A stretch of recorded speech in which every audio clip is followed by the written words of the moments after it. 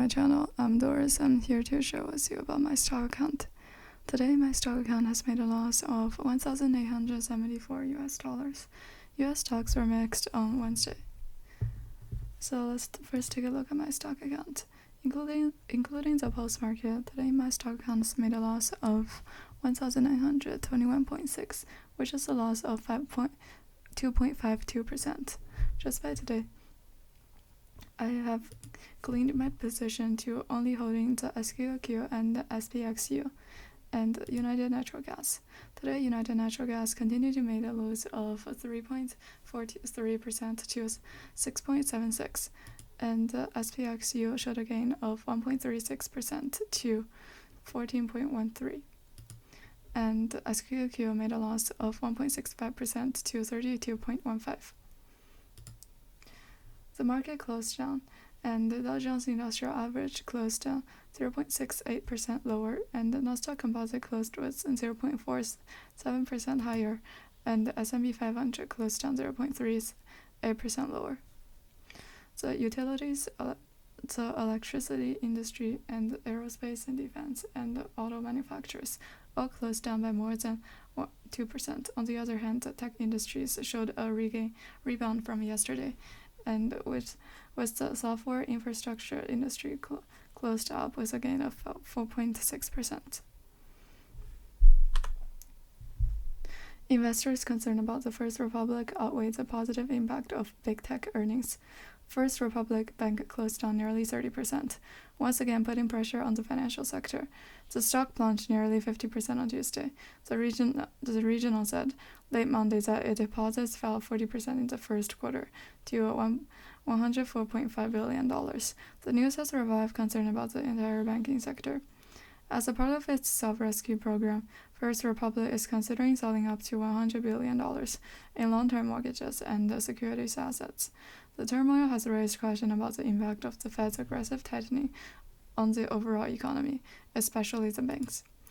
The SAS Tajana Puhan, Deputy Chief Investment Officer of the institution, said, "The question is to what extent central banks and the regulators can control market sentiment and show investors that they need to remain calm and convince depositors that there is no need to flee to other banks. But so far, the Fed has made it very clear that it will continue to raise rates as long as it needs to contain inflation." Tech stock earnings results are closely watched. Microsoft announced after the close on Tuesday that both revenue and earnings for the previous year, and announced a sharp increase in the revenue in the smart cloud unit.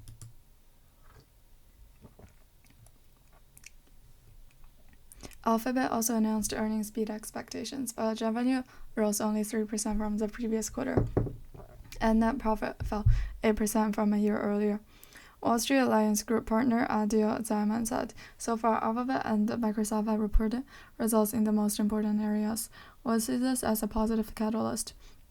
John Woods, Chief Investment Officer at Credit Suisse Asia Pacific, said, "The market is very focused on some earnings themes, but may have overlooked the impact of the economic slowdown that is currently experiencing, especially in the United States.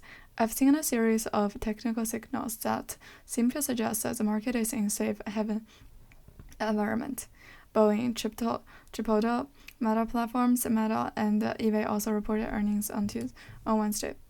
On Wednesday's economic data, the U.S. durable goods orders for March was much more likely than expected, showing the resilience of the U.S. economy. New orders for durable goods rose 3.2% to $276.4 billion in March, the Commerce Department reported on Wednesday. The market is experiencing a 0.5% increase. The new orders index for durable goods was revised to fall 1.2%. But analysts say the overall U.S. market March durable goods orders month-to-month data was misleading, given the weak core orders data and the downward correction, the lowest level since February 2021. The U.S. commodity trade deficit in March was $84.6 billion, compared with an estimated deficit of $90 billion and $91.6 billion last month. The cost of U.S. government debt default insurance rose further on Wednesday, 5-year credit default swap spreads widened to 62 basis points, the highest since 2011, and off from 59 basis points from Tuesday's close. Citing jitters said the government could hit the debt ceiling earlier than expected. That was more than double the level at the beginning of the year, and the highest level since 2011, according to Refinitiv. U.S. Treasury Secretary Janet Yellen warned on Tuesday that Congress' failure to raise the government debt ceiling and the resulting default will trigger an economic disaster that would raise the interest rate in the coming years. That's all I have for today. Thank you for listening. Don't forget to subscribe and like. See you next episode.